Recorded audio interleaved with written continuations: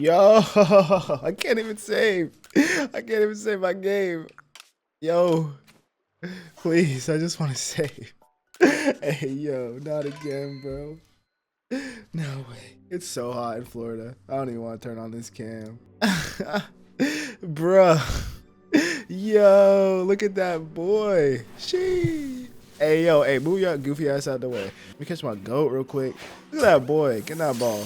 Hey, yes sir. Hey, what's good everybody? So in this video I'm going to show you how to shiny hunt as fast as possible with really good odds. So it's been reported after you beat Cleaver in the main story, you'll start getting these things called swarms or horde battles, whatever you want to call them, that pop up all around the map. You can see I have Murkrow here. Well, what's really interesting about these swarm battles here is that they actually can refresh and re-roll the Pokemon that appear there, and this can be manipulated to find a shiny Pokemon.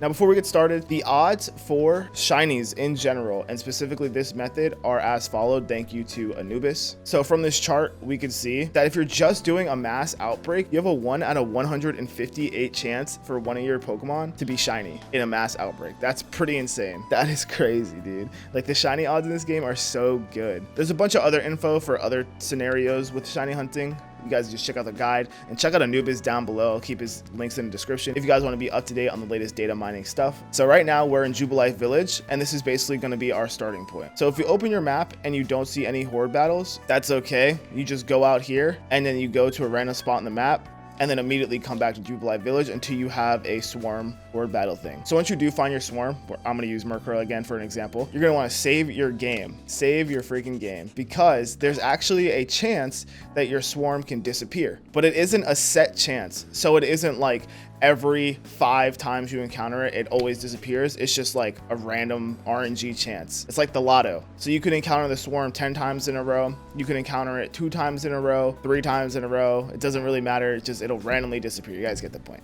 But if you save before the swarm disappears, even if you encounter the swarm, come back, you forgot to save or something, but the swarm is still there, you could save and restart your game and it'll always be there as long as you saved your game.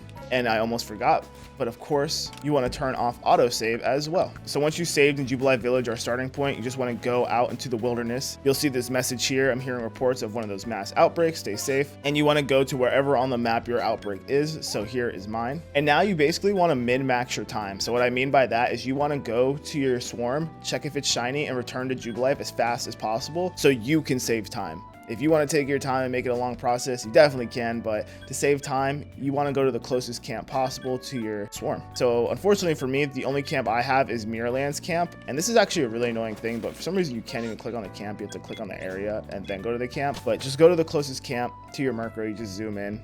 Or not, your swarm, excuse me. All right, so now we're here. We just left Jubilife and we're going to check if our swarm is shiny. So I actually have a checkpoint right near my swarm, so I'm gonna TP to that. If you don't have a checkpoint or your swarm is super close, you literally just run to it and check.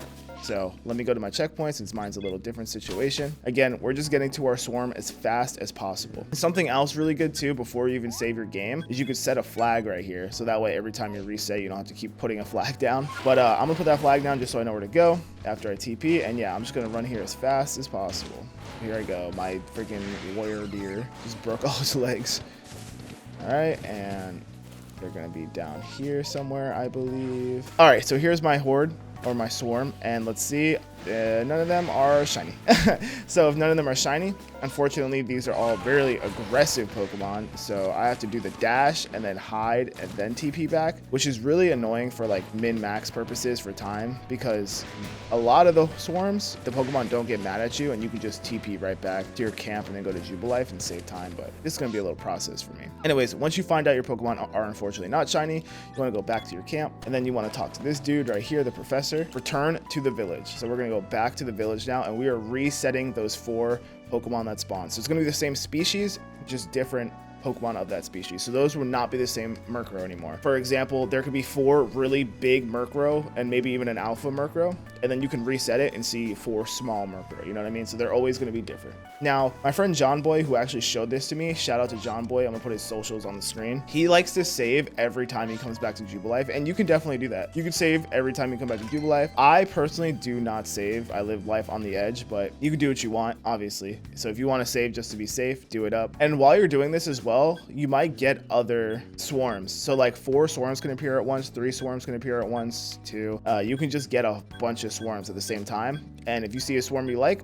just save and start doing that swarm instead. And you can save and have multiple swarms at a time. You can check all your swarms at once if you really want. If one of them disappears, just reset your save. It's really easy. So yeah, all you're really doing is saving in Jubilife, going to your freaking swarm, checking if it's shiny, and rinse and freaking repeat, dude. It's not really like anything crazy. It's just like a few weird steps. Oh my god, I went the wrong route. This is why you want to min-max your route efficiently. And also this flag right here is super freaking helpful. Make sure you guys are using that flag pin. It helps a ton. And nope, so none of my Murkrow are shiny, and I actually didn't get detected either. So I'm gonna go back to the camp now, and you guys probably get at this point.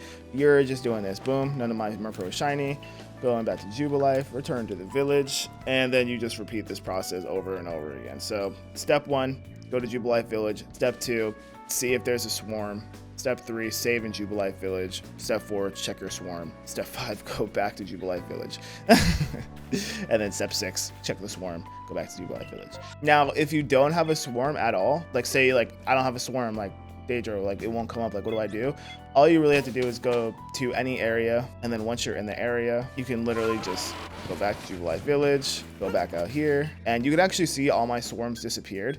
So if your swarm does disappear, luckily we saved our game. So all you do is X this out, boot your game back up. Now, if we check our map, we can see that the Murkrow swarm is back again because we had auto save off, and yeah, so it's pretty easy stuff. I can go back out here, and yeah, you could just keep resetting if you really want another swarm. Again, just go to a random spot and then go back to Jubilife. I'm sure I put it as an intro clip, but when you do see a shiny finally, it's very obvious. It makes like a noise, and you literally see a different color Pokemon and stuff.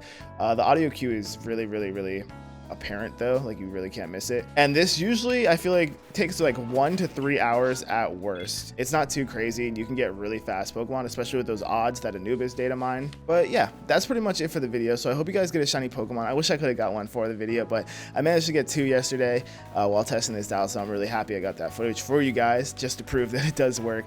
The odds are amazing. Have fun, and remember, this is a day 1 guide. Things are subject to change. Methods can be improved. So if you're watching this, later than a week after Legends Arceus, I would definitely check my channel to see if there's an updated guide on this. But right now, this is the day 1 method. Things are subject to change. If you're watching this, a year from now or a few months from now, before you comment really nasty things, just know, again, this is a day 1 guide, and I appreciate you guys for watching. I'll see you on the next one soon. Peace.